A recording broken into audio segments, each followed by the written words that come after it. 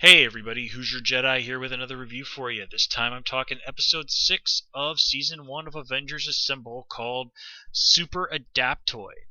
And this is an entertaining episode, but in terms of plot I think it's a little bit on the thin side. Their take that we see on Justin Hammer, obviously inspired by what we saw in Iron Man 2. Yeah, and I'm not super thrilled on that. But the Iron Man movies are what most of the audience watching this show knows, so I really can't blame them for going down that route.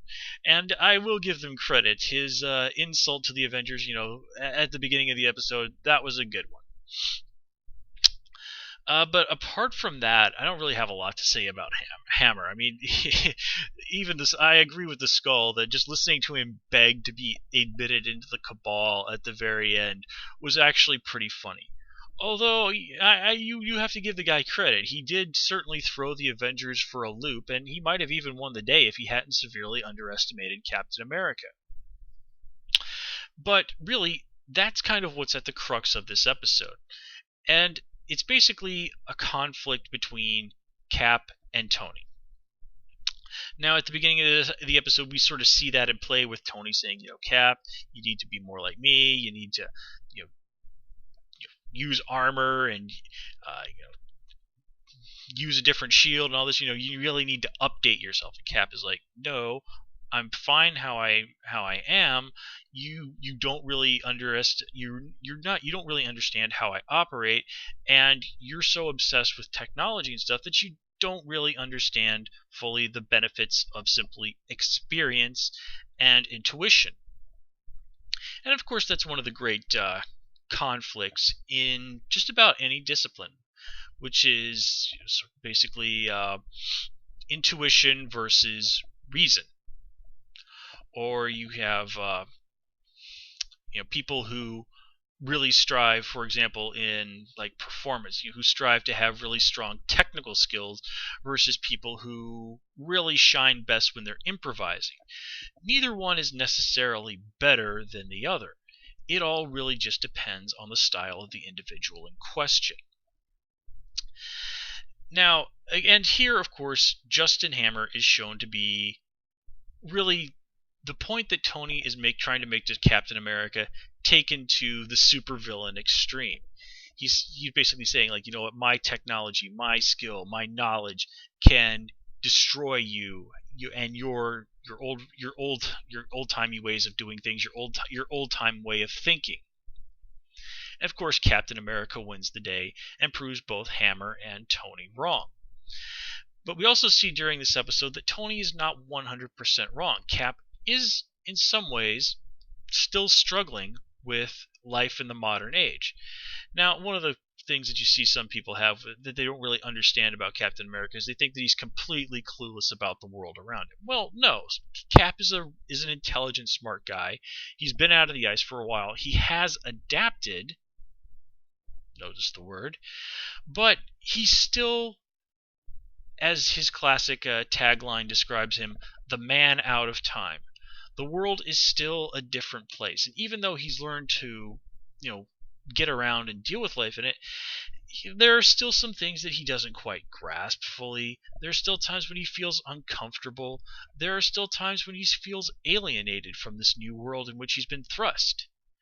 But he's still Captain America. He still knows how to adapt to change. And of course, at the end of the day, to win the day. And I like how Tony, at the end of it, acknowledges this. Now, actually, Tony acknowledges this that Captain America was right a couple of times, at least twice during this episode. Like during the battle, did you notice he even says, Cap was right. I hate when Cap is right. And then he just kind of continues to do basically not to listen to Captain America and to keep trying to do things in the way that doesn't work. It's as Cap said, that Tony's arrogance comes from thinking that he is the master of all machines, and that if he is presented with any kind of technological challenge, that he is going to come out on top. Now, granted, this is Tony Stark we're talking about. If you present him with a technological or scientific challenge, he probably is going to come out on top.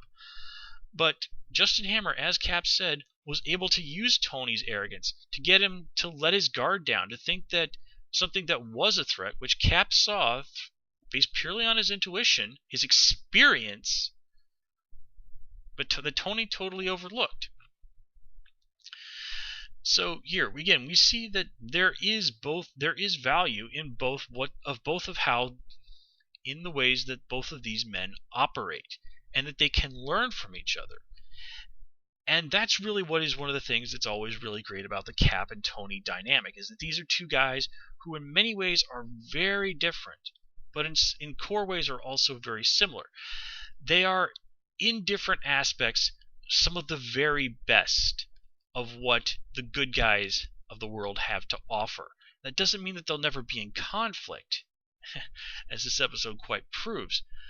But, again, they can always be, if they are willing to, put aside their individual personality conflicts and learn from each other, they will both always emerge stronger for it.